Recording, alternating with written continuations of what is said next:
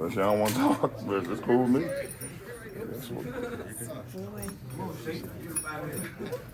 Go ahead. We're gonna start with Allie first, and then we'll do our geeks, and then we'll do you guys. Ron, starting with Max, you just the career net for him. Yeah. What is it that you see maybe that we don't get to see that allows him to have nights like tonight? Just the work. I mean, he's putting in the work, and it's paying off for him. And coaches believe in him. We believe in him, and he's spectacular tonight on both ends of the floor. Specifics tonight for you. How do you describe the efficient 38 at 40? Work. I mean, I just key in on the things that I work on before the game. Obviously, when I come in early and get my shots up and prepare myself mentally to go out there and play an efficient game. I've always been efficient in my career, so I just try to continue that when I get on the floor and take great shots, keep my guys involved, and try to get wins. How linked to AD being out is your offensive night tonight? Like you go into a different mode. Of course. In terms of You got a guy that's averaging 25 plus and rebounds and blocks, and AD's our number one, number two option. So when he's out, we all have to step up our game, including myself, and I think everybody pitched in on that end. You tied Michael Jordan for the most career 30-point games in NBA history, and I had 562. Yeah. When you're accumulating points throughout the course of a game, are you aware of where you're at? And when you're nearing 30, when you're at 25, do you have any sense of that? Yeah, Do you pace yourself for that? I don't pace myself for it, but when you kind of have a heater going, you want to try to keep it going by continuing to take good shots and take the right shots and not get yourself out of a zone. So you're aware of it when you're on the floor and you've made a few. Absolutely. LeBron JJ was talking about liking that you're taking threes at certain times and being shot ready, but you've obviously balanced your attacking the frame and creating that pressure. Yeah. How do you think about that even on a night like tonight? Yeah, always.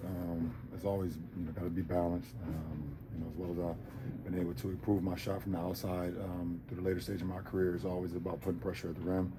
I know I attract so many eyes, so many defenders, so if I'm attacking, then I know I can give my guys shots, and that's what's very important to me because we all need to be in a rhythm, not just myself. So, if I've got it going from the outside, that's even more, going to make it even, a lot easier for me to get into the paint, to the cracks, give my guys extra looks.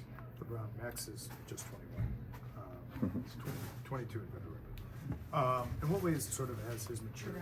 Max just started. How have you seen him matches? Yeah.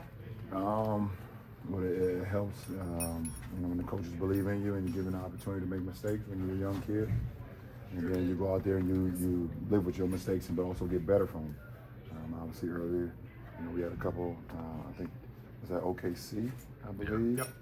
Yeah, when he fouled, like one game, and he learned from that. Coaches didn't give up on him and say, okay, well, you made a mistake. All right, sit down. He's been, early on, he was in the rotation, didn't get out of the rotation, then we inserted him back into the starting lineup, and he just took off from there and just taking full advantage of it. So he's ready for this opportunity, and we're happy for him. Christian had season highs in points, rebounds tonight. Well, how big was he? He was huge. We needed him. Christian and Jackson, but obviously he was huge for us. Coach said like a couple games ago he wasn't even in uniform, and for him to come in and step in, not miss a beat, finishing at the rim, getting rebounds, just being a present. Him and Jax was definitely a great 1-2 punch without 80 tonight. LeBron, when Max was back and forth between here and South Bay early in his career, was there something that you saw from him that gave you an idea he could be a contributor?